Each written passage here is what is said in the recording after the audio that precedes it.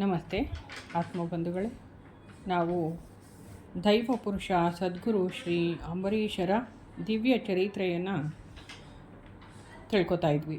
ಅದು ಪೂಜ್ಯ ಗುರುಪತ್ನಿ ಶ್ರೀಮತಿ ಸುಶೀಲಾಬಾಯಿ ಅವರು, ಅಂದರೆ ಅಮರ ಗುರೂಜಿಯವರ ಪತ್ನಿ, ಅವರ ನೆನಪಿನಾಳದಿಂದ ತೆಗೆದಂತಹ ಮಾತುಗಳನ್ನು ಪುಸ್ತಕವಾಗಿ ಮಾಡಲಾಗಿದೆ. ಅದರಲ್ಲಿ ನಾವು ಈಗಾಗಲೇ ಒಂದಷ್ಟು ವಿಷಯಗಳನ್ನು ಅವರ ಬಾಲ್ಯವನ್ನು ತಿಳ್ಕೊಂಡ್ವಿ. ಬಾಲ್ಯದಲ್ಲಿ ಗುರೂಜಿಗಳು ಕಷ್ಟಪಟ್ಟಿದ್ದನ್ನು ತಿಳ್ಕೊಂಡ್ವಿ. ಈಗ ಮದ್ರಾಸಿನಲ್ಲಿ ವ್ಯಾಸಂಗ ಮತ್ತು ಋಷಿಗಳ ನಿರಂತರ ಸಂಪರ್ಕ ಅಂತ ಹೆಡ್ಡಿಂಗ್ ಇದೆ, ಅದನ್ನು ತಿಳ್ಕೊತಾ ಇದ್ದೀವಿ. ಪ್ರೌಢಶಾಲಾ ಶಿಕ್ಷಣದ ನಂತರ ಅಂಬರೀಷರು ಮತ್ತು ರವಿವರ್ಮರು ಮುಂದಿನ ವಿದ್ಯಾಭ್ಯಾಸಕ್ಕಾಗಿ ಆಗಿನ ಮದರಾಸು ನಗರದ ಪಚ್ಚಯ್ಯಪ್ಪ ಕಾಲೇಜಿಗೆ ಸೇರಿಕೊಳ್ಳುತ್ತಾರೆ. ಅಂಬರೀಷರು BSc ಪದವಿಗೆ ಮತ್ತು ರವಿವರ್ಮರು BA ಪದವಿಗೆ ವ್ಯಾಸಂಗ ಮಾಡುತ್ತಾರೆ. ಮದರಾಸಿಗೆ ಹೋಗುವ ಮುನ್ನ ಡೇವಿಸ್ ರಸ್ತೆಯ ಮನೆಯಲ್ಲಿ ಮತ್ತು ಆರ್ಮ್ಸ್ಟ್ರಾಂಗ್ ರಸ್ತೆಯ ಮನೆಯಲ್ಲಿ ವಿಶ್ವಾಮಿತ್ರ ಮಹರ್ಷಿಗಳು ಅಂಬರೀಷರನ್ನು ಭೇಟಿ ಮಾಡುತ್ತಿರುತ್ತಾರೆ. ಇದು ಎರಡನೆಯ ಮಹಾಯುದ್ಧದ ಕಾಲ. 1939ರಿಂದ 44 ತನಕ ಇದು ಈ ಟೈಮಲ್ಲಿ ಅಂತ ಹೇಳಿದ್ದಾರೆ. ಭೂಗೋಳ ಆಕೃತಿಯ ಮಾದರಿಯನ್ನು ಇಟ್ಟು ಅದರಲ್ಲಿ ಜರ್ಮನಿಯನ್ನು ತೋರಿಸಿ ಎರಡನೆಯ ಮಹಾಯುದ್ಧದ ಬಗ್ಗೆ ವಿವರಣೆಯನ್ನು ನೀಡ್ತಾರೆ ವಿಶ್ವಾಮಿತ್ರ ಮಹರ್ಷಿಗಳು.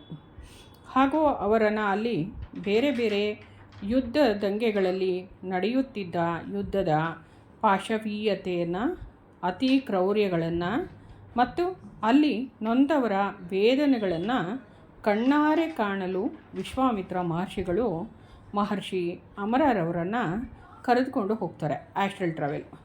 ಋಷಿಗಳ ಸಂಗಡ ಭೂಗೋಳದ ಆಕೃತಿಯ ಮಾದರಿಯಲ್ಲಿ ನೋಡಿ ಯುದ್ಧದ ಜಾಗಗಳನ್ನು ಆಯ್ಕೆ ಮಾಡಿ ಆ ಜಾಗಗಳಿಗೆ ಬೇರೆ ಬೇರೆ ದಿನಗಳಲ್ಲಿ ಹೋಗುತ್ತಾರೆ. ಅಂಬರೀಷರು ಅಲ್ಲಿ ಮಾಡಬೇಕಾದ ಕಾರ್ಯಗಳ ಬಗ್ಗೆ ತಿಳಿಸಿ ಅವರ ಮುಖಾಂತರ ಋಷಿಗಳ ಕಾರ್ಯಗಳನ್ನು ಮಾಡಿಸುತ್ತಾರೆ. ಅಂದರೆ ಎರಡನೇ ಮಹಾಯುದ್ಧದ ಸಮಯದಲ್ಲಿ ಅಂಬರೀಷವರ್ಮರು, ಅಂದರೆ ನಮ್ಮ ಮಹಾನ್ ಗುರುಗಳಾದ ಅಮರರವರನ್ನು ವಿಶ್ವಾಮಿತ್ರ ಮಹರ್ಷಿಗಳ ಮಾರ್ಗದರ್ಶನದಲ್ಲಿ ಈ ಯುದ್ಧ ಭೂಮಿಯಲ್ಲಿ ಕಾಣಬಹುದು. ಅಲ್ಲಿ ನೊಂದವರಿಗೆ ಅಂಬರೀಷವರ್ಮರು, ಅಂದರೆ ಅಮರ ಮಹರ್ಷಿಗಳು ಸಹಾಯವನ್ನು ಮಾಡ್ತಾರೆ. ಮದ್ರಾಸಿನ ಕಾಲೇಜಿನಲ್ಲಿ ವ್ಯಾಸಂಗ ಮಾಡುತ್ತಿದ್ದಾಗ ಅಂಬರೀಷರಿಗೆ ಋಷಿಗಳ ಸಂಪರ್ಕ ನಿರಂತರವಾಗಿರುತ್ತೆ. ಆದರೆ ದೈನಂದಿನ ಅವಶ್ಯಕತೆಗಳಿಗೆ ಬೇಕಾಗುವ ಹಣದ ಪೂರೈಕೆಯಾಗದೆ ತೊಂದರೆಯುಂಟಾಗುತ್ತೆ. ಮನೆ ವ್ಯವಹಾರಗಳನ್ನು ನೋಡಿಕೊಳ್ಳುತ್ತಿದ್ದ ಪೋಷಕರಾದ ಶ್ರೀ ಮುಕುಂದರಾವ್ ಅವರು ಏತನ್ಮಧ್ಯೆ ದೈವಾಧೀನರಾಗುತ್ತಾರೆ. ಅವರು ಮಧ್ಯದಲ್ಲಿ ತೀರ್ಕೊಂಡಾಗ ಇವ್ರಿಗೆ ಸರಿಯಾಗಿ ಹಣದ ಪೂರೈಕೆ ಆಗೋದಿಲ್ಲ. ಆಸ್ತಿಗಳ ವ್ಯವಹಾರಗಳನ್ನು ನೋಡಿಕೊಳ್ಳುತ್ತಿದ್ದ ಬೇರೆ ಆಡಳಿತಗಾರರು ನಿಯಮಿತ ಕಾಲಕ್ಕೆ ಸರಿಯಾಗಿ ಹಣವನ್ನು ಕಳುಹಿಸುವುದಿಲ್ಲ. ತಂದೆಯವರಾದ BG ದೇಸಾಯಿಯವರು ಕೌಜಲಗಿ ಸಂಸ್ಥಾನದ ವ್ಯವಹಾರಗಳಲ್ಲಿ ತುಂಬ ಕಾರ್ಯನಿರತರಾಗಿದ್ದುದರಿಂದ ಮಕ್ಕಳ ಯೋಗಕ್ಷೇಮದ ಬಗ್ಗೆ ವಿಚಾರಿಸಲು ಅವರಿಗೆ ಸಾಧ್ಯವಾಗ್ತಾ ಇರಲಿಲ್ಲ. ಚಿಕ್ಕಂದಿನಿಂದಲೂ ದುಡ್ಡಿನ ಬಗ್ಗೆ ಯಾವ ಚಿಂತೆಯೂ ಇಲ್ಲದೆ ರಾಜಕುಮಾರನಂತೆ ಬೆಳೆದು ಬಂದಿದ್ದ ಅಮರ ಗುರೂಜಿಯವರು ಇದು ಒಂದು ಹೊಸ ಅನುಭವವೇ ಆಗುತ್ತಿದೆ ಅಂತ ಅನ್ಕೋತಾರೆ. ಇದೆಲ್ಲವನ್ನು ಅರಿತ ಋಷಿಗಳು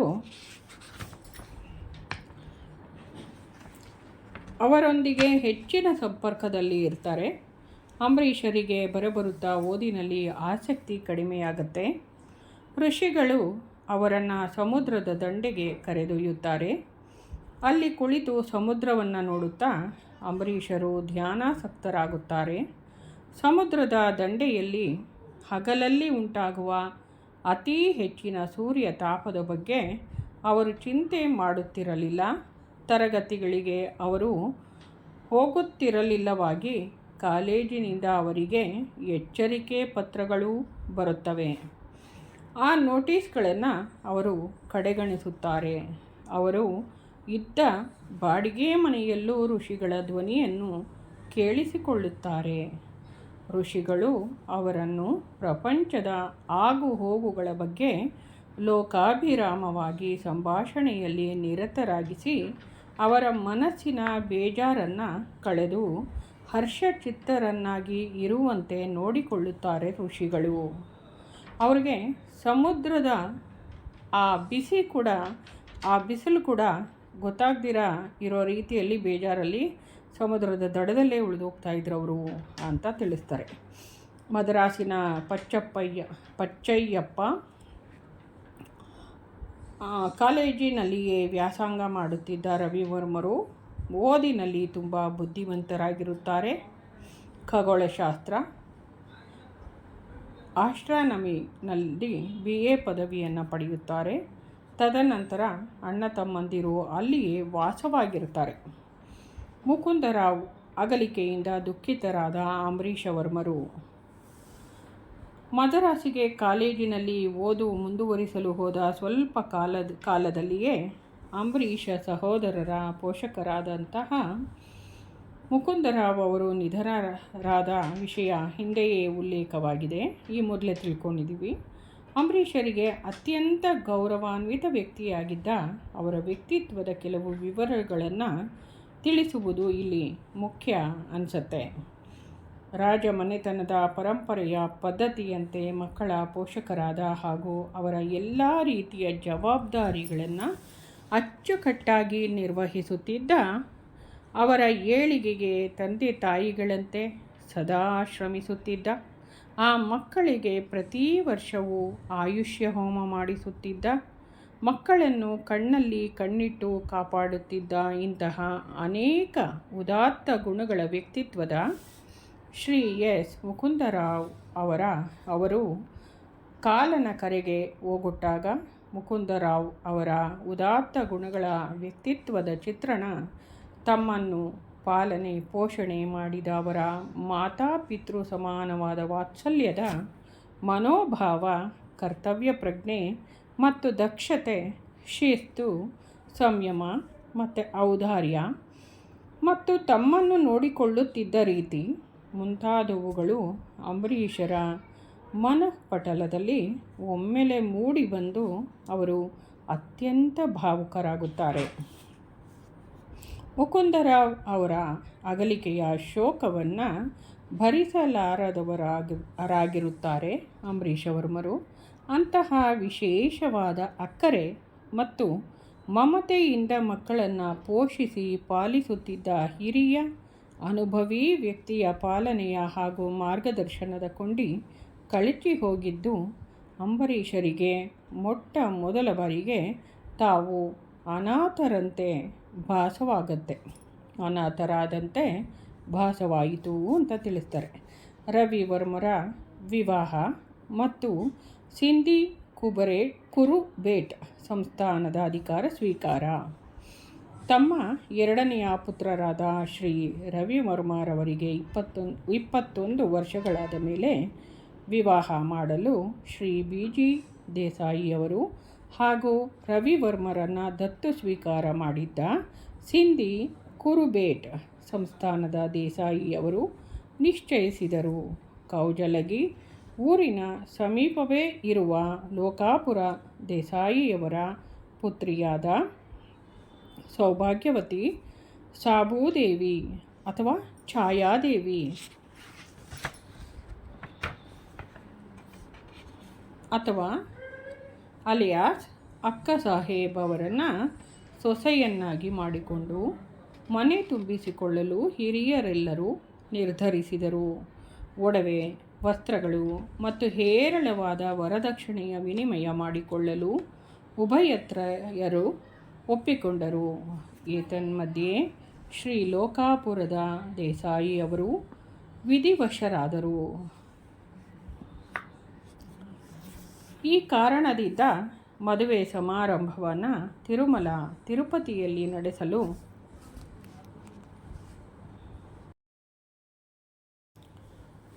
ನಿಶ್ಚಯಿಸಲಾಯಿತು.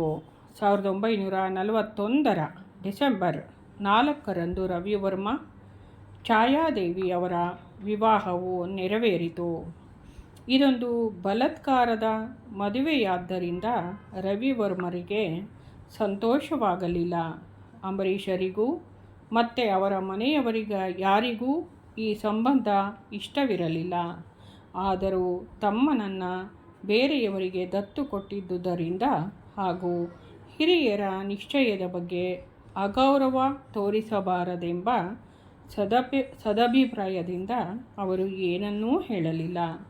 ಮುಹೂರ್ತದ ವೇಳೆಯಲ್ಲಿ ಕಣ್ಣು ಮುಚ್ಚಿಕೊಂಡು ರವಿವರ್ಮರ ತಲೆಯ ಮೇಲೆ ಅಕ್ಷತೆ ಹಾಕಿ ಆಶೀರ್ವಾದ ಮಾಡುವಾಗ ತುಂಬ ದುಃಖಿತರಾದರು. ಸಿಂಧಿ ಕುರುಬೇಟ್ ಗೋಕಾಕ್ ಪರಗಣ ಸಂಸ್ಥಾನದ ಶ್ರೀ ಖಂಡೇರಾವ್ ದೇಸಾಯಿಯವರ ದತ್ತು ಪುತ್ರರಾದ್ದರಿಂದ ಮದುವೆಯ ನಂತರ ಶ್ರೀ ರವಿವರ್ಮರು ಬೆಂಗಳೂರಿನಿಂದ ಧಾರವಾಡಕ್ಕೆ ತೆರಳಿದರು. ಅಲ್ಲೇ ಅವರು ಪ್ರತ್ಯೇಕವಾಗಿ ವಾಸ ಮಾಡಲು ಆರಂಭಿಸಿದರು. ಅವರು ಕುರುಬೇಟ್ ಸಂಸ್ಥಾನದ ರಾಜ ಲಾಂಛನವನ್ನು ಹೊಂದಿದ್ದರು.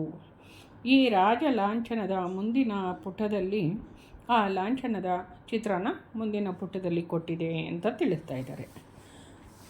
ದತ್ತು ಸ್ವೀಕಾರದ ನಂತರ ಅವರ ಹೆಸರು ಶ್ರೀ ರವಿವರ್ಮ ಖಂಡೇರಾವ್ ದೇಸಾಯಿ ಎಂದು ಬದಲಾಗುತ್ತೆ. ಶ್ರೀ ಮಲ್ಲಾರಿ ಮಾರ್ತಾಂಡ ಪ್ರಸನ್ನ ದೇಸಾಯಿ ಪರಗಣ ಗೋಕಾಕ್ ಈ ಶಿರೋನಾಮೆಯಲ್ಲಿ ಅವರ ಆಡಳಿತಾತ್ಮಕ ವ್ಯವಹಾರ ಪ್ರಾರಂಭವಾಗುತ್ತೆ. ಎಳೆಯ ವಯಸ್ಸಿನಿಂದಲೂ ಒಟ್ಟಿಗೆ ಜೀವಿಸುತ್ತಿದ್ದ ಅಣ್ಣ ತಮ್ಮಂದಿರು ಇಬ್ಬರು ಪರಸ್ಪರವಾಗಿ ಬೇರೆಯಾಗಬೇಕಾಗಿ ಬಂತು. ಇದು ವಿಧಿ ನಿಯಮ ಆಗಿತ್ತು ಅಂತ ತಿಳಿಸ್ತಾರೆ. ರವಿವರ್ಮರಿಗಿಂತಲೂ ದೊಡ್ಡವರಾದ ಅಂಬರೀಷರಿಗೆ ರವಿವರ್ಮರಿಗಿಂತಲೂ ಮೊದಲೇ ಮದುವೆಯಾಗಬೇಕಿತ್ತು. ಆದರೆ ಸಂಸಾರ ಜೀವನದಲ್ಲಿ ಅವರಿಗೆ ಉತ್ಸುಕತೆ ಇರಲಿಲ್ಲ. ಅಂದರೆ ಅಮರ ಗುರೂಜಿಗಳಿಗೆ ಋಷಿಗಳ ಸಂಪರ್ಕವಿದ್ದುದರಿಂದ ಆಧ್ಯಾತ್ಮ ಜೀವನದಲ್ಲಿ ಆಸಕ್ತಿ ತಳೆದಿದ್ದರು. ಈ ಕಾರಣದಿಂದ ಅವರು ಆಗ ಮದುವೆಯಾಗಲಿಲ್ಲ. ಆದರೆ ಚಿಕ್ಕಂದಿನಿಂದಲೂ ಒಟ್ಟಿಗೆ ಬೆಳೆದ ಸತತ ಸಂಗಾತಿಯಾದ ಸೋದರ ರವಿವರ್ಮರ ಬೇರ್ಪಡೆಯಿಂದ ಅವರಿಗೆ ಒಂಟಿತನ ಕಾಡುತ್ತಿತ್ತು.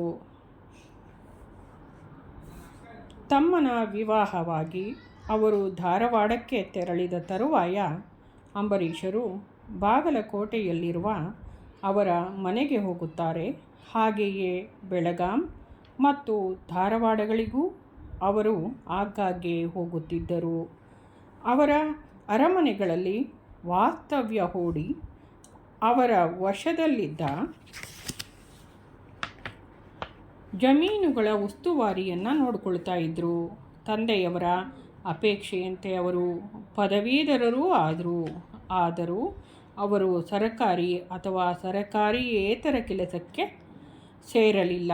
ಅಮರ ಗುರೂಜಿಗಳು ಅಂತ ತಿಳಿಸ್ತಾರೆ. ಸಾವಿರಾರು ಎಕರೆ ಜಮೀನುಗಳ ಮತ್ತು ಇನ್ನಿತರ ಹೇರಳವಾದ ಆಸ್ತಿಗೆ ಒಡೆಯರಾದ ಅವರಿಗೆ ಕೆಲಸಕ್ಕೆ ಸೇರುವ ಅಗತ್ಯವಿರಲಿಲ್ಲ ಅಂತ ಹೇಳ್ತಾರೆ. ಈ ಘಟ್ಟದ ನಂತರ ಅಂಬರೀಷ ವರ್ಮರು ಬೆಂಗಳೂರಿಗೆ ಆಗಮಿಸಿದರು. ಕುಕ್ ಟೌನಿನ ಬಾಡಿಗೆ ಮನೆ ಅವರ ವಶದಲ್ಲೇ ಇತ್ತು. ಅಲ್ಲಿ ಅವರೊಬ್ಬರೇ ವಾಸವಾಗಿದ್ದರು. ಅಲ್ಲಿ ಇನ್ನೂ ಹೆಚ್ಚಾಗಿ ಆಧ್ಯಾತ್ಮಿಕ ಚಟುವಟಿಕೆಗಳನ್ನು ಮತ್ತು ಓದನ್ನು ಮುಂದುವರೆಸಿದರು. ಅವರಿಗೆ ಮಾನವ ಗುರುಗಳಾದರೂ ಇರಲಿಲ್ಲ. ಋಷಿಗಳೇ ಅವರಿಗೆ ಸತತವಾಗಿ 12ನೇ ವರ್ಷದಿಂದ ಮಾರ್ಗದರ್ಶನವನ್ನು ನೀಡುತ್ತಿದ್ದರು. ಅವರು ಜ್ಯೋತಿಷ್ಯ ಶಾಸ್ತ್ರ, ಖಗೋಳಶಾಸ್ತ್ರ, ಹಸ್ತ ಸಾಮುದ್ರಿಕ ಶಾಸ್ತ್ರ ಈ ವಿಷಯಗಳ ಬಗ್ಗೆ ಸವಿಸ್ತಾರವಾಗಿ ಆಳವಾಗಿ ಅಧ್ಯಯನವನ್ನು ಮಾಡಿಕೊಂಡಿದ್ದರು. ಅಮರ ಗುರೂಜಿಗಳು ಸನಾತನ ಧರ್ಮದ ಬಗ್ಗೆ ಇರುವ ಅನೇಕ ಪುರಾತನ ಗ್ರಂಥಗಳನ್ನು ಅವರು ಋಷಿಗಳ ಮಾರ್ಗದರ್ಶನದಲ್ಲಿ ಅಧ್ಯಯನ ಮಾಡಿದರು. ಹಾಗೆಯೇ ಹೆಚ್ಚಿನ ಕಾಲವನ್ನು ಸಂಗೀತ ವ್ಯಾಸಂಗದ ಅಭ್ಯಾಸದಲ್ಲಿ ವಿನಿಯೋಗಿಸ್ತಾ ಇದ್ದರು ಅಮರ ಗುರೂಜಿಗಳು. ಅಂಬರೀಷರು ಇಷ್ಟವಾದ ಕೆಲವು ವ್ಯಕ್ತಿಗಳೊಂದಿಗೆ ಆತ್ಮೀಯ ಸ್ನೇಹವನ್ನು ಬೆಳೆಸಿಕೊಂಡಿದ್ದರು. ಅವರಲ್ಲಿ ಒಬ್ಬರು ಶ್ರೀ ರಾಮಚಂದ್ರ ಸಿಂಘಜಿ. ಇವರನ್ನು ಖ್ಯಾತರಾದ ರಾಮ್ಬಾಯ್ ಅಂತ ಇದ್ದರು. ಇವರು ರಾಣಾ ಲಕ್ಷ್ಮಣ ಸಿಂಗ್ ಅವರ ಸುಪುತ್ರ ಆಗಿದ್ದರು. ಲಕ್ಷ್ಮಣ ಸಿಂಗ್ ಅವರು ಮೈಸೂರು ಸಂಸ್ಥಾನದ ಮಹಾರಾಜರಾದ ನಾಲ್ವಡಿ ಕೃಷ್ಣರಾಜ ಒಡೆಯರ ಭಾವಮೈದುನರಾಗಿದ್ದರು. ಕೃಷ್ಣರಾಜ ಒಡೆಯರ್ ಅವರ ಧರ್ಮಪತ್ನಿಯವರು ಲಕ್ಷ್ಮಣ ಸಿಂಗ್ರವರ ಸಹೋದರಿ. ಮತ್ತು ಅವರ ಸಹೋದರರು ಅಂಬರೀಷರು ಮತ್ತು ರಾಮ್ಭಾಯ್ ಅವರು ತುಂಬ ಆತ್ಮೀಯ ಫ್ರೆಂಡ್ಸ್ ಆಗಿದ್ದರು. ಸ್ವತಃ ಮತ್ತು ಮನೆಗೆ ಸಂಬಂಧವಾದ ವಿಚಾರಗಳಲ್ಲಿ ಪರಸ್ಪರ ಸಹಾಯ ಹಸ್ತವನ್ನು ಚಾಚುತ್ತಿದ್ದರು. ಈ ಸಂಬಂಧಗಳನ್ನು ಜೀವನ ಪರ್ಯಂತ ಉಳಿಸಿಕೊಂಡಿದ್ದರು. ವಾಸ್ತವವಾಗಿ ಅಂಬರೀಷರು ರಾಮ್ಭಾಯ್ ಅವರನ್ನು ಗುರುವಿನಂತೆ ಗೌರವಿಸ್ತಾ ಇದ್ದರು. ಅವರನ್ನು ರಾಮಕೃಷ್ಣ ಪರಮಹಂಸರಂತೆ ಭಾವಿಸಿದರು. ಪರಸ್ಪರ ಸಹಾಯಕ್ಕಾಗಿ ಅಗತ್ಯವಾದಲ್ಲಿ ಪ್ರಾಣ ತ್ಯಾಗ ಮಾಡಲು ಸಿದ್ಧರಿದ್ದಂತಹ ಗಾಢ ಸ್ನೇಹ ಇವರದಾಗಿತ್ತು. ಅಂದರೆ ರಾಮ್ಭಾಯ್ ಮತ್ತು ನಮ್ಮ ಮಹಾನ್ ಗುರುಗಳಾದ ಅಂಬರೀಷ ವರ್ಮರದು. ಆ ರಾಮ್ಭಾಯ್ ಅವರು ರಾಮಕೃಷ್ಣ ಪರಮಹಂಸರು ಅನ್ನೋ ರೀತಿಯಲ್ಲಿ ಗೌರವಿಸ್ತಾ ಇದ್ರಂತೆ. ರಾಮ್ಭಾಯ್ ಅವರ ಸಹೋದರ ಭರತ್ ಸಿಂಗ್ ಜಿ ಅವರು ಅಂಬರೀಷರ ಇನ್ನೊಬ್ಬ ಆಪ್ತ ಸ್ನೇಹಿತರಾಗಿದ್ದರು. ಇನ್ನಿಬ್ಬರು ಆಪ್ತ ಸ್ನೇಹಿತರು ಪ್ರತಾಪ್ ಮತ್ತು ಶ್ರೀಧರ್ ರಾವ್ ಅವರು ಆಂಧ್ರ ಪ್ರದೇಶದ ಐಶ್ವರ್ಯವಂತ ಜಮೀನ್ದಾರರು, ಬ್ರಾಹ್ಮಣ ಮನೆತನದವರು, ಬೇಕಾದಷ್ಟು ಜಮೀನುಗಳನ್ನು ಹೊಂದಿದ್ದವರು, ಆಮೇಲೆ ಧೈರ್ಯಶಾಲಿಗಳೂ ಆಗಿದ್ದರು. ಸುತ್ತಮುತ್ತಲಿನವರನ್ನೆಲ್ಲ ತುಂಬ ಪ್ರೀತಿ ವಿಶ್ವಾಸಗಳಿಂದ ನಡೆಸ್ಕೊಳ್ತಾ ಇದ್ದರು. ಪ್ರತಿಯಾಗಿ ಎಲ್ಲರ ಪ್ರೀತಿ ಗೌರವಗಳನ್ನು ಗಳಿಸಿದ್ರು. ಮತ್ತೊಬ್ಬ ಆಪ್ತ ಸ್ನೇಹಿತರೆಂದರೆ ಕ್ರೈಸ್ತ ಧರ್ಮಾನುಯಾಯಿಯಾದ ಶ್ರೀ ಜೋಸೆಫ್ ಅವರು. ಸನಾತನ ಧರ್ಮದ ತತ್ವಶಾಸ್ತ್ರದಲ್ಲಿ ಮತ್ತು ಆಧ್ಯಾತ್ಮಿಕ ಚಟುವಟಿಕೆಗಳಲ್ಲಿ ಬಹಳವಾದ ಆಸಕ್ತಿಯನ್ನು ತೋರಿಸ್ತಾ ಇದ್ದರು ಜೋಸೆಫ್. ರವಿವರ್ಮರ ಮತ್ತು ಅಂಬರೀಷ ವರ್ಮರ ಜೊತೆಗೆ 10ನೆಯ ತರಗತಿಯವರೆಗೆ ಇವರು ವ್ಯಾಸಂಗ ಮಾಡಿದ್ರು. ಸುತ್ತಮುತ್ತಲಿನವರಿಗೆ ಬೋಧಿಸುವ ಹವ್ಯಾಸ ಇರಿಸಿಕೊಂಡಿದ್ದ ಅಂಬರೀಷರು ಹೇಳುತ್ತಿದ್ದ ಎಲ್ಲ ವಿಷಯಗಳನ್ನು ಜೋಸೆಫ್ ಅವರು ಕಲಿತಾ ಇದ್ದರು. ಅವರ ಕುಟುಂಬದ ಸದಸ್ಯರಂತೆ ಇದ್ದರು. ಮನೆಗೆ ಬೇಕಾದಂತಹ ಅವಶ್ಯಕ ವಸ್ತುಗಳ ಸರಬರಾಜಿನ ಕಡೆಗೆ ಗಮನ ಕೊಡ್ತಾ ಇದ್ದರು. ಕುಟುಂಬದ ಎಲ್ಲ ಸದಸ್ಯರೊಂದಿಗೆ ಯಾವ ನಿರ್ಬಂಧವೂ ಇಲ್ಲದಂತೆ ಓಡಾಡಿಕೊಂಡು ಇರ್ತಾಯಿದ್ರು.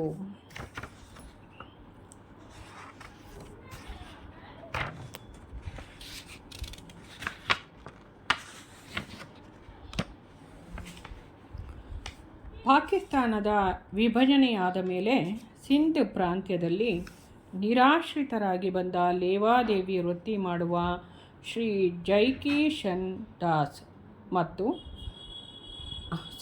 ಅವರು ಅಂಬರೀಷರ ನಿಕಟ ಸ್ನೇಹಿತರಾಗಿದ್ದರು. ಸರ್ವಶ್ರೀ ಧನಪಾಲ್, ನಾರಾಯಣಸ್ವಾಮಿ, ರಾಮಕೃಷ್ಣ ಮತ್ತು ಶಂಭು ಪ್ರಸಾದ್ ಇವರುಗಳು ಅಂಬರೀಷವರ್ಮರ ಸ್ನೇಹಿತರಾಗಿರ್ತಾರೆ. ಇವರೆಲ್ಲರೂ ಅಂಬರೀಷರ ಜೀವನ ಪರ್ಯಂತ ಅವರೊಂದಿಗೆ ನಿಕಟ ಬಾಂಧವ್ಯವನ್ನು ಇರಿಸಿಕೊಂಡಿದ್ದರು. ನಂತರ ಅವರ ಕುಟುಂಬದ ಜೀವಂತ ಸದಸ್ಯರೊಂದಿಗೂ ಈ ಬಾಂಧವ್ಯವನ್ನು ಮುಂದುವರಿಸ್ತಾರೆ ಅಂಬರೀಷವರ್ಮರು. ಅನೇಕ ಜನರು ತಮ್ಮ ಸಮಸ್ಯೆಗಳಿಗೆ ಸಂಬಂಧಿಸಿದಂತೆ ಭವಿಷ್ಯ ಕೇಳಲು ಅಂಬರೀಷವರ್ಮರ ಹತ್ತಿರ ಬರ್ತಾಯಿದ್ರು. ಅಂಬರೀಷರ ತಂದೆಯವರು ಜಮೀನು ವ್ಯವಹಾರಗಳ ಬಗ್ಗೆ ಕಾರ್ಯನಿರತರಾಗಿದ್ದರಿಂದ ಅಂಬರೀಷರೇ ಕುಟುಂಬದ ಜವಾಬ್ದಾರಿಗಳನ್ನು ಹೊರಬೇಕಾಗಿತ್ತು. ಬೆಂಗಳೂರಿನಲ್ಲಿದ್ದ ಸಿಬ್ಬಂದಿ ವರ್ಗ, ಅಂಬರೀಷರ ಮಲತಾಯಿ, ಸೋದರಿಯರು, ಇನ್ನಿತರ ಬಂಧುಗಳು ಇವರನ್ನೆಲ್ಲರನ್ನೂ ಅವರೇ ನೋಡಿಕೊಳ್ತಾ ಇದ್ದರು ಅಂಬರೀಷವರ್ಮರು. ಇವರೆಲ್ಲರೂ ಅಂಬರೀಷರ ತಂದೆಯವರನ್ನು ಅವಲಂಬಿಸಿದ್ದರು. ಇವರಲ್ಲಿ ಕೆಲವರು ಮೈಸೂರು, ದಾವಣಗೆರೆ ಮತ್ತು ಬೇರೆ ಬೇರೆ ಜಾಗಗಳಲ್ಲಿ ವಾಸ್ತವ್ಯವನ್ನು ಹೂಡಿರ್ತಾರೆ. ಅಂಬರೀಷರು ಇವರೆಲ್ಲರನ್ನ ಬೆಂಗಳೂರಿಗೆ ಸ್ಥಳಾಂತರಿಸ್ತಾರೆ. 2 ಮನೆ ಮಾಡಿ ಅಂಬರೀಷರು ಅವರ ಸಹೋದರಿಯರಿಗೂ ವಿದ್ಯಾಭ್ಯಾಸ ಕೊಡಿಸ್ತಾರೆ. ಈ ಎಲ್ಲ ಲೌಕಿಕ ಘಟನೆಗಳ ಮಧ್ಯೆ ಅಂಬರೀಷರ ಆಧ್ಯಾತ್ಮಿಕ ಚಟುವಟಿಕೆಗಳು ವಿಶ್ವಾಮಿತ್ರ ಮಹರ್ಷಿಗಳ ಜೊತೆಗಿದ್ದ ಭಾರಿಯ ಸಂಪರ್ಕ ಹೆಚ್ಚುತ್ತಾ ಹೋಗುತ್ತೆ. ಅಂಬರೀಷರಿಗೆ ಬೆಂಗಳೂರಿನ ಸುತ್ತಮುತ್ತಲಿನ ಗ್ರಾಮೀಣ ಪ್ರದೇಶಗಳಿಗೆ ಹೋಗುವ ಅಭ್ಯಾಸ ಇರುತ್ತೆ. ಪ್ರಕೃತಿ ಮತ್ತು ಅದರ ದೃಶ್ಯ ಸೌಂದರ್ಯವನ್ನು ಆಸ್ವಾದಿಸುತ್ತಿದ್ದರು ಅಂಬರೀಷ್ ಗುರೂಜಿಯವರು. ಅಂದರೆ ಅಮರ ಗುರೂಜಿಯವರು ಧ್ಯಾನಾಸಕ್ತರಾದಾಗ ಅವರಿಗೆ ಕೆಲವೊಮ್ಮೆ ಕಾಲದ ಪರಿವೇ ಇರುತ್ತಿರಲಿಲ್ಲ. ಒಂದು ಸಲ ಮದ್ರಾಸಿನ ಕಾಲೇಜಿನಲ್ಲಿ ವ್ಯಾಸಂಗ ಮಾಡುತ್ತಿದ್ದು ಬೆಂಗಳೂರಿಗೆ ಬಂದಾಗ ಅಂಬರೀಷರು ನಾಡಗೌಡ ಗೊಲ್ಲಹಳ್ಳಿಯಿಂದ ಮುಂದೆ ಇದ್ದ ಒಂದು ಗುಡ್ಡಕ್ಕೆ ಹೋಗಿ ಅಲ್ಲಿ ಒಂದು ಮರದ ಕೆಳಗೆ ಕುಳಿತುಕೊಂಡ್ರು. ಧ್ಯಾನ ಮಗ್ನರಾದಾಗ ಅವರು ಕೆಲವು ದಿನಗಳವರೆಗೂ ಧ್ಯಾನ ಮುಂದುವರಿಸಿದರು. ಧ್ಯಾನದ ಸಮಯದಲ್ಲಿ ಅವರು ಆಗಸದಿಂದ ಭೂಮಿಗೆ ಇಳಿದು ಬಂದು ಹಳ್ಳಿಯ ಹತ್ತಿರ ನೆಲೆಸುತ್ತಿರುವ ಒಂದು ಬೆಂಕಿಯ ಬೆಳಕಿನ ಚೆಂಡನ್ನು ಕಂಡರು. ಯಾವ ಜಾಗದಲ್ಲಿ ಬೆಳಕು ಭೂಮಿಯನ್ನು ಮುಟ್ಟಿತೋ ಅದು ಮುಂಬರುವ ವರ್ಷಗಳಲ್ಲಿ ಆಧ್ಯಾತ್ಮಿಕ ಚಟುವಟಿಕೆಗಳಿಗೆ ಶಕ್ತಿಯುತವಾದ ಜಾಗವೆಂದು ಅವರು ನಿರ್ಧರಿಸಿದರು.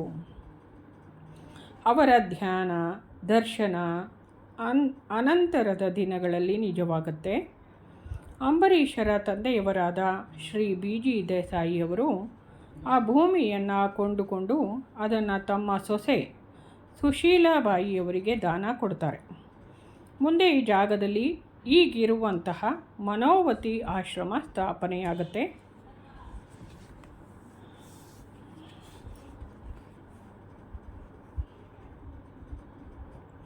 ಈಗ್ಲೇಟ್ ಅಂದರೆ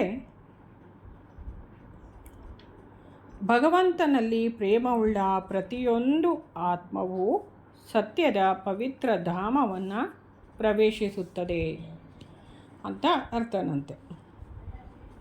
ಈಗ್ಲೇಟ್ಸ್ ಸಂಸ್ಥೆಯ ಉದಯ, ಆ ಸಂಸ್ಥೆಯನ್ನು ಕಟ್ಟಿದ ದಿನ ಅಥವಾ ಸಂದರ್ಭ ಅಂತ ವಿವರಿಸ್ತಾ ಇದ್ದಾರೆ. ಈಗ್ಲೇಟ್ಸ್ ಅಂತಂದರೆ ಭಗವಂತನಲ್ಲಿ ಪ್ರೇಮವುಳ್ಳ ಪ್ರತಿಯೊಂದು ಆತ್ಮವು ಸತ್ಯದ ಪವಿತ್ರ ಧಾಮವನ್ನು ಪ್ರವೇಶಿಸುತ್ತದೆ. ಈ ಸಂಸ್ಥೆಯನ್ನು ಅಂಬರೀಷರು ಮತ್ತು ಅವರ ಸ್ನೇಹಿತರು ಸ್ಥಾಪಿಸಿದರು. ಅಂಬರೀಷ ಗುರೂಜಿಗಳು ಸ್ಥಾಪನೆ ಮಾಡಿದ್ರಂತೆ ಇದನ್ನು. ಇದೊಂದು ಆಧ್ಯಾತ್ಮಿಕ ಸಂಸ್ಥೆಯಾಗಿತ್ತು. ಶ್ರೀರಾಮ್ ಭಾಯ್ ಅವರು ಇದರ ಮುಖ್ಯಸ್ಥರಾಗಿದ್ದರು. ಅಂಬರೀಷರ ಮನೆಯೇ ಇದರ ಕೇಂದ್ರ ಬಿಂದುವಾಗಿತ್ತು. ಸಮಾನ ಮನಸ್ಕರಾದ ಅವರ ಸ್ನೇಹಿತರೆಲ್ಲ ಇದರ ಸ್ಥಾಪಕ ಸದಸ್ಯರಾಗಿದ್ದರು. ಶ್ರೀ ರಾಮಚಂದ್ರ ಸಿಂಗ್ ಜಿ ಅಂದರೆ ರಾಮ್ ಭಾಯ್ ಅಂತ ಕರಿತೀವಲ್ಲ ಅವರು, ಶ್ರೀ ಅಂಬರೀಷ ವರ್ಮಾ ಅವರು ಅಂದರೆ ಅಮರ ಗುರೂಜಿಗಳು, ಶ್ರೀ ಶಂಭು ಪ್ರಸಾದ ಅವರು ಗುಜರಾತಿನವರು, ಶ್ರೀ ಪ್ರತಾಪ್, ಶ್ರೀ ಶ್ರೀಧರರಾವ್, ಶ್ರೀ ಜೋಸೆಫ್, ಶ್ರೀ ಗೋವಿಂದರಾವ್ ಮತ್ತು ಶ್ರೀಮತಿ ಶಾರದಾದೇವಿ.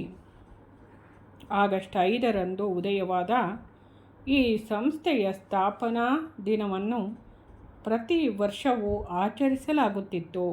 ಅಂದು ಸದಸ್ಯರೆಲ್ಲ ಬೇರೆ ಬೇರೆ ಊರುಗಳಿಗೆ, ಜಾಗಗಳಿಗೆ, ವಿಶೇಷವಾಗಿ ಬೆಂಗಳೂರಿಗೆ ಸಮೀಪವಿರುವ ರಾಮನಗರ ಮತ್ತು ಚನ್ನಪಟ್ಟಣದ ಸುತ್ತಮುತ್ತಲೂ ಇರುವ ಬೆಟ್ಟಗಳು, ನಂದಿ ಬೆಟ್ಟ ಹಾಗೂ ಅವರಿಗೆ ಆಸಕ್ತಿ ಇದ್ದ ಇನ್ಯಾವುದಾದರೂ ಪ್ರದೇಶದ ಹಳ್ಳಿಗಳು ಅಲ್ಲಿಗೆ ಭೇಟಿ ಕೊಡುತ್ತಿದ್ದರು. ಅಲ್ಲಿಗೆ ಹೋಗಿ ಧ್ಯಾನ, ಆಧ್ಯಾತ್ಮ ಚಿಂತನೆಗಳಲ್ಲಿ ತಮ್ಮನ್ನು ತೊಡಗಿಸಿಕೊಳ್ತಾ ಇದ್ದರು. ಹಳ್ಳಿಗಳ ಜನರಿಗೆ ಆರೋಗ್ಯದ ಬಗ್ಗೆ ತಿಳುವಳಿಕೆಯನ್ನು ಕೊಡ್ತಾಯಿದ್ರು. ಅವರ ಆರೋಗ್ಯ ರಕ್ಷಣೆಗೆ ಸಹಾಯ ಮಾಡ್ತಾಯಿದ್ರು. ವ್ಯವಸಾಯದ ಬಗ್ಗೆ ಮತ್ತು ಆಧ್ಯಾತ್ಮದ ಬಗ್ಗೆ ಅವರಿಗೆ ಸುಲಭವಾಗಿ ಅರ್ಥ ಮಾಡಿಕೊಳ್ಳುವ ರೀತಿಯಲ್ಲಿ ಜ್ಞಾನವನ್ನು ಪ್ರಸಾರ ಮಾಡ್ತಾಯಿದ್ರು. ವೈಟ್ ಫೀಲ್ಡ್ ಪ್ರದೇಶದ ಭೇಟಿ ಸಮಯದಲ್ಲಿ ಶ್ರೀ ಸತ್ಯಸಾಯಿ ಬಾಬಾ ಅವರು ಅಲ್ಲಿರುವ ಅವರ ಮನೆಗೆ ಬರುತ್ತಾರೆ. ತಪಸ್ವಿ ಮಹಾರಾಜರ ಆಗಮನ ಮತ್ತು ಉದಾಸಿ ಆಶ್ರಮದ ಸ್ಥಾಪನೆ. ಮುಂದಿನ ಸನ್ನಿವೇಶ, ನಂದಿ ಬೆಟ್ಟದ ಸುತ್ತಲೂ ಇರುವ ಬೆಟ್ಟಗಳಲ್ಲಿ ಬಾರಿ ಬಾರಿಗೂ ಈ ಸಂಸ್ಥೆಯ ಸದಸ್ಯರು ಚಾರಣ ಮಾಡುತ್ತಾರೆ. ವಿಶೇಷವಾಗಿ ಪ್ರತಿ ವರ್ಷದ ಆಗಸ್ಟ್ 5ರ ಸುಮಾರಿಗೆ ಅಲ್ಲಿರುವ ನಂದಗಿರಿ, ದಿವ್ಯಗಿರಿ ಅಥವಾ ದಿಬ್ಬಗಿರಿ ಅಂತ ಕರೀತಾರೆ, ಚನ್ನಗಿರಿ, ಬ್ರಹ್ಮಗಿರಿ, ಸ್ಕಂದಗಿರಿ ಈ ಬೆಟ್ಟಗಳಿಗೆ ಹೋಗಲು ನಿಶ್ಚಯ ಮಾಡಿಕೊಂಡಿರುತ್ತಾರೆ. ನಂದಿ ಬೆಟ್ಟದ ಹತ್ತಿರ 2 ಬೆಟ್ಟಗಳ ನಡುವೆ ಇರುವ ಈ ರೀತಿ ಆಕಾಶದಲ್ಲಿ ಕಾಣಿಸುವ ಬಾನಂಗಳದ ದೃಶ್ಯಕ್ಕೆ ಋಷಿಗಳು ನ್ಯೂ ಮೂನ್ ವ್ಯಾಲಿ ಅಂತ ಅಥವಾ ದಿವ್ಯಗಿರಿ, ಬ್ರಹ್ಮಗಿರಿಯ ಮಧ್ಯೆ ಇರುವ ಪ್ರದೇಶ ಅಂತ ಹೆಸರಿಡ್ತಾರೆ. ಈ ನ್ಯೂ ಮೂನ್ ವ್ಯಾಲಿಯ ಪ್ರದೇಶವನ್ನು ಹುಡುಕಿ ಕಂಡುಹಿಡಿಯಲು ಅಂಬರೀಷರಿಗೆ ಋಷಿಗಳು ಆದೇಶ ಕೊಡ್ತಾರೆ. ಅದರಂತೆ ಅಂಬರೀಷ ವರ್ಮರು ಬೆಂಗಳೂರಿನಿಂದ ರೈಲಿನಲ್ಲಿ ಬಂದು ನಂದಿ ಬೆಟ್ಟಕ್ಕೆ ಸಮೀಪವಿರುವ ನಂದಿ ರೈಲ್ವೆ ನಿಲ್ದಾಣದಲ್ಲಿ ಇಳಿದು ಆ ನ್ಯೂ ಮೂನ್ ವ್ಯಾಲಿಯ ಶೋಧನಾ ಕಾರ್ಯದಲ್ಲಿ ತೊಡಗ್ತಾರೆ. 2-3 ಸಲ ಹೀಗೆ ಬೆಂಗಳೂರಿನಿಂದ ಬಂದು ತಲ್ಲೀನತೆಯಿಂದ ಹುಡುಕ್ತಾರೆ. ಋಷಿಗಳು ಈ ಜಾಗಕ್ಕೆ ಭೇಟಿ ಕೊಡುತ್ತಾರೆಂಬುದು ಹಾಗೂ ಅಲ್ಲಿ ತುಂಬ ಹೆಚ್ಚಿನ ಆಧ್ಯಾತ್ಮಿಕ ಚಟುವಟಿಕೆಗಳು ಮುಂದೆ ನಡೆಯುತ್ತೆ ಅನ್ನೋದು ಅಂಬರೀಷರಿಗೆ ಮನವರಿಕೆಯಾಗಿರುತ್ತೆ.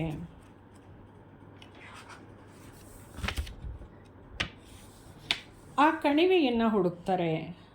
ಕಣಿವೆಯಲ್ಲಿದ್ದ ಒಂದು ಜಾಗದಿಂದ ನೋಡಿದಾಗ 2 ಬೆಟ್ಟಗಳ ನಡುವೆ ಆಗತಾನೇ ಹುಟ್ಟಿ ಮೇಲೇರುತ್ತಿರುವ ಪೂರ್ಣ ಚಂದ್ರನ ನೋಟ ದೃಶ್ಯವು ಹಿಂದೆ ಅವರ ಧ್ಯಾನ ದರ್ಶನದಲ್ಲಿ ಕಂಡಿತ್ತು. ಬೆಳಕಿನ ಆಕಾರದ ದೃಶ್ಯಕ್ಕೆ ಹೋಲಿಕೆಯಾಗುವುದನ್ನು ಅಂಬರೀಷವರ್ಮರು ಆ ನಂದಿ ಬೆಟ್ಟದ ಸುತ್ತಮುತ್ತಲಿನ ಜಾಗದಲ್ಲಿ ಹುಡುಕ್ತಾರೆ. ಅವರ ಧ್ಯಾನದಲ್ಲಿ ಬಂದಿದ್ದ ವಿಷನ್ ರೀತಿಯೇ ಇರುವಂತಹ ಬೆಟ್ಟಗಳ ಮಧ್ಯದಲ್ಲಿ ಚಂದ್ರ ಕಾಣಿಸ್ಬೇಕು ಅಂತ ಜಾಗನ ಹುಡುಕ್ತಾರೆ.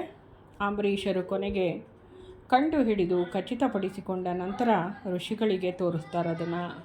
ಋಷಿಗಳು ಅದನ್ನು ಸ್ಥಿರೀಕರಿಸಿ ತಮ್ಮ ಮೆಚ್ಚುಗೆಯನ್ನು ಸೂಚಿಸ್ತಾರೆ. ಈ ಪ್ರದೇಶದಲ್ಲಿ ಒಂದು ಆಶ್ರಮ ಸ್ಥಾಪನೆಯಾಗುತ್ತೆ ಮುಂದೆ ಭವಿಷ್ಯದಲ್ಲಿ ಅಂತ ಹೇಳ್ತಾರೆ. ಉತ್ತರ ಭಾರತದ ಮಥುರಾ ಪಟ್ಟಣದ ಹತ್ತಿರ ಇರುವ ಉದಾಸಿ ಪಂಥದವರಾದ ಆಧ್ಯಾತ್ಮಿಕವಾಗಿ ಅತ್ಯುನ್ನತ ಮಟ್ಟಕ್ಕೇರಿರುವ ಒಬ್ಬ ಸಂತರು ಅಲ್ಲಿಗೆ ಬರ್ತಾರೆ. ಆ ಉದಾಸಿ ಎಂಬ ಹೆಸರಿನ ಆಶ್ರಮವು ಅಲ್ಲಿ ತಲೆ ಎತ್ತುತ್ತೆ ಎಂಬುದಾಗಿ ಋಷಿವಾಣಿಯಾಗಿರುತ್ತೆ. ಆಧ್ಯಾತ್ಮಿಕ ವಿಷಯಗಳಲ್ಲಿ ಆಳವಾದ ಆಸಕ್ತಿಯಿದ್ದ ನಿವೃತ್ತ ನ್ಯಾಯಾಧೀಶರಾದ ಅನಂತಮೂರ್ತಿ ಎಂಬುವರು ಯಾವ ಜಾಗದಿಂದ ಅಂಬರೀಷರು ಕಣಿವೆಯಲ್ಲಿ ಪೂರ್ಣ ಚಂದ್ರನ ದೃಶ್ಯ ನೋಟವನ್ನು ಕಂಡರೋ ಆ ಜಾಗದಲ್ಲಿರುವ ಪ್ರದೇಶವನ್ನು ಕೆಲ ಕಾಲ ನಂತರ ಕಂಡುಕೊಳ್ತಾರೆ. ಉತ್ತರ ಭಾರತದ ಮಥುರಾ ಪಟ್ಟಣದ ಹತ್ತಿರ ಇರುವ ಕೋಸಿಕಾಲಾನ್ ಎಂಬ ಊರಲ್ಲಿ ವಾಸವಾಗಿದ್ದ ಮಹಾತಪಸ್ವಿಗಳು ಶ್ರೀಕೃಷ್ಣನ ಮಹಾಭಕ್ತರೂ ಆಗಿದ್ದ ಶ್ರೀಮಾನ್ ತಪಸ್ವಿಜಿ ಮಹಾರಾಜರು ರಾಣಾ ಲಕ್ಷ್ಮಣ ಸಿಂಗ್ ಜಿ ಅವರ ಆಹ್ವಾನದ ಮೇರೆಗೆ ಬೆಂಗಳೂರಿಗೆ ಭೇಟಿ ಕೊಡ್ತಾರೆ. ಅನಂತಮೂರ್ತಿಯವರು ಹೋಗಿ ತಪಸ್ವಿಜಿಯವರನ್ನು ಕಾಣುತ್ತಾರೆ ಮತ್ತು ಬೆಂಗಳೂರಿನಲ್ಲೇ ಕೆಲ ಕಾಲ ಇರಲು ಪ್ರಾರ್ಥಿಸ್ತಾರೆ. ತಪಸ್ವಿಜಿಯವರ ಧ್ಯಾನಕ್ಕೆ ಮತ್ತು ತಪಸ್ಸಿಗೆ ಭಂಗ ಬಾರದಿರುವುದಕ್ಕೆ ಅನುಕೂಲವಾಗುವಂತಹ ಕಟ್ಟಡವನ್ನು ಅವರು ಕೊಂಡಿರುವ ಪ್ರದೇಶದಲ್ಲಿ ಕಟ್ಟಿ ಅಲ್ಲಿ ತಪಸ್ವಿಜಿಯವರ ವಾಸಕ್ಕೆ ಒಂದು ಆಶ್ರಮವನ್ನು ಅನಂತಮೂರ್ತಿಯವರು ಸ್ಥಾಪಿಸಿಕೊಡ್ತಾರೆ. ನಂದಿ ಬೆಟ್ಟದ ಸಮೀಪದಲ್ಲೇ ಅಂದರೆ ಆಶ್ರಮಕ್ಕೆ ಸನಿಹದ ಪ್ರದೇಶದಲ್ಲಿ ವಿ ಆಕಾರದ ಒಂದು ಮರವಿರುತ್ತೆ. ವಿಶ್ವಾಮಿತ್ರ ಮಹರ್ಷಿಗಳು ಆ ವಿ ಆಕಾರದ ಮರವಿದ್ದ ಪ್ರದೇಶವನ್ನು ಅಂಬರೀಷ ವರ್ಮರಿಗೆ ತೋರಿಸಿ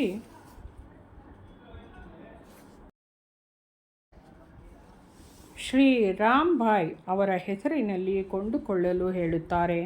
ಅದರಂತೆ ರಾಮ್ಬಾಯಿ ಅವರು ತಮ್ಮ ಹೆಸರಿನಲ್ಲಿ ಕೊಂಡು ನೋಂದಣಿ ಮಾಡಿಸಿಕೊಳ್ಳುತ್ತಾರೆ.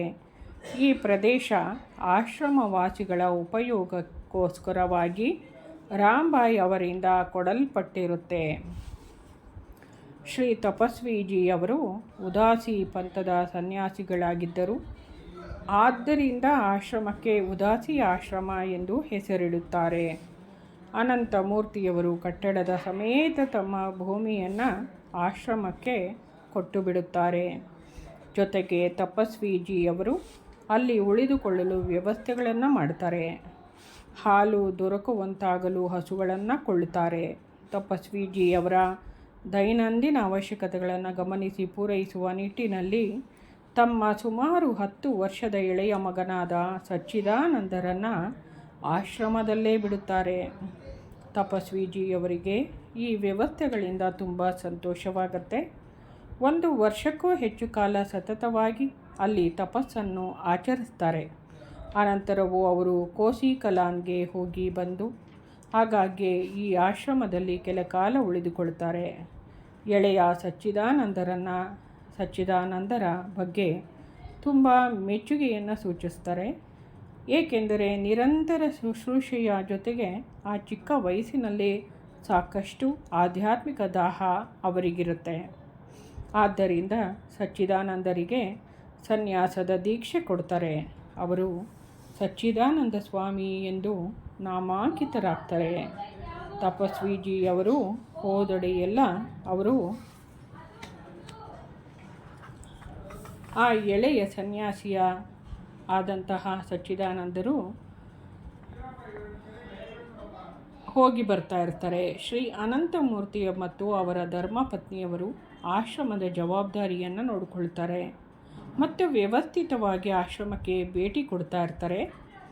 ಆಶ್ರಮ ವಾಸಿಗಳ ಅವಶ್ಯಕತೆಗಳನ್ನು ಗಮನಿಸಿ ಪೂರೈಸ್ತಾ ಇರ್ತಾರೆ. ಅನಂತ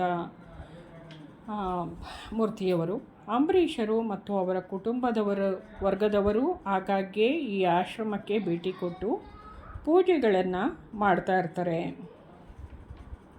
ಗೊಂಡಾಲ್ ಮಹಾರಾಜರು, ವಡವಾನ್ ಮಹಾರಾಜರು ಮತ್ತು ರಾಣಾ ಲಕ್ಷ್ಮಣ ಸಿಂಗ್ಜಿ ಇವರೆಲ್ಲರ ಜೊತೆಗೆ ಅಂಬರೀಷರು ಅತ್ಯಂತ ಮಧುರ ಸ್ನೇಹ ಬಾಂಧವ್ಯವನ್ನು ಹೊಂದಿರ್ತಾರೆ. ಕೆಲವರು ಹಿತೈಷಿಗಳು ಅಂಬರೀಷರಿಗೆ ವ್ಯಾಪಾರ ಸಂಬಂಧವಾದ ಕೆಲಸವನ್ನು ಮಾಡಲು ಸೂಚಿಸುತ್ತಾರೆ. ಆದರೆ ಅಂಬರೀಷರ ತಂದೆಯವರು ಅದಕ್ಕೆ ಒಪ್ಪಿಗೆ ಕೊಡೋದಿಲ್ಲ. ಹಿತೈಷಿಗಳ ಈ ಸಲಹೆ ಕಾರ್ಯಗತವಾಗದೆ ಅಲ್ಲಿಗೆ ನಿಂತು ಹೋಗುತ್ತೆ ಅಂತ ತಿಳಿಸ್ತಾರೆ.